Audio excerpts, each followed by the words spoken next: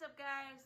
First of all, why in the wide world of sports do we not know if there's going to be a DH in 2021? Correct me if I'm wrong, but spring training's still supposed to start in February, correct? Yeah, okay. So that's my number one thought, and that's leads me into that's why I think we non-tendered Adam Duvall, which I'm not a big fan of whatsoever. 16 homers and 57 RBIs and really great keen outfield, but you've got to remain flexible, and this kind of tells me that we were going big for maybe a Springer or Ozuna if there's the DH, and $7.1 million could be big in that. But I love Adam Duvall, great person, great guy, and it's business and it sucks, definitely, and I don't really get it, but I understand it, and I think this stems from MLB not getting off their butt and making a decision on the DH, because it's pigeonholing everybody from what their plan is, and AA always has a plan, so I'm not really concerned about that, but I hope Adam Duvall comes back, and we are going to try to get him cheaper, and I would love it for veteran and just leadership, and dang, he was half our offense at times last year, so I really hope he comes back, but best wishes to Adam Duvall.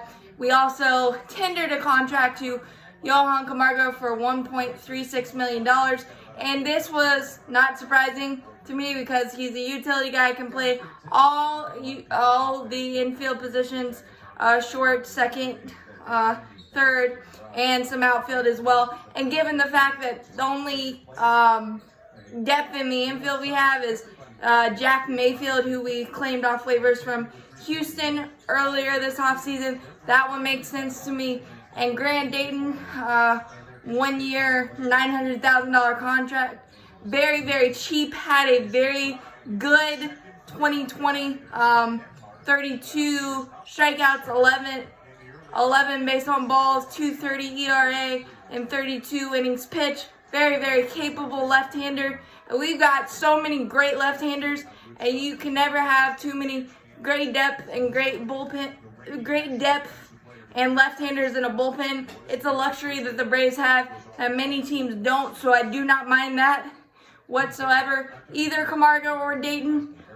Oh, my favorite nickname is back, Adventures of Luke Jackson.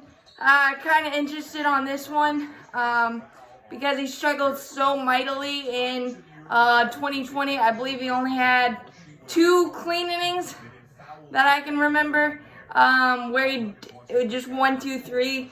So again, we get the adventures back, and my heart will go in my throat when Luke Jackson's on the mound. But again, he still has one of the best curveball slider combinations and a fireball fastball, so hopefully he can revert back to the 2018 Luke Jackson, and it's cheap, and if we let him go in spring training, it won't cost us a lot. So again, I think this is a depth move.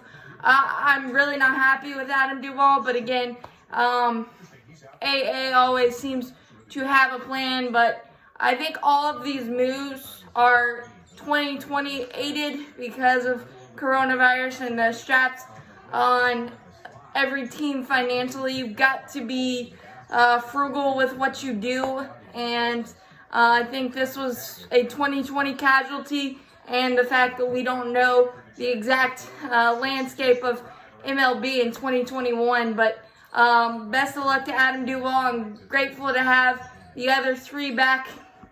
Very happy about that.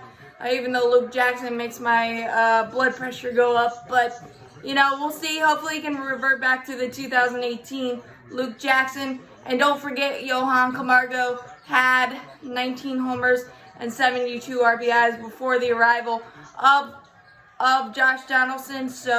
And I think he's better aware of how he will be used this season, given that he's had a couple of years as a utility guy. And unfortunately, injuries kind of got him the last couple of years as well. So hopefully he can stay healthy and get back to that stable utility infielder that he has been, and just give us production that we have seen before. And it's very, very cheap, so I don't mind that at all. But as always, go Braves. We'll see what this brings. It's going to be an interesting offseason, but I'll be here to cover it all. Make sure you subscribe.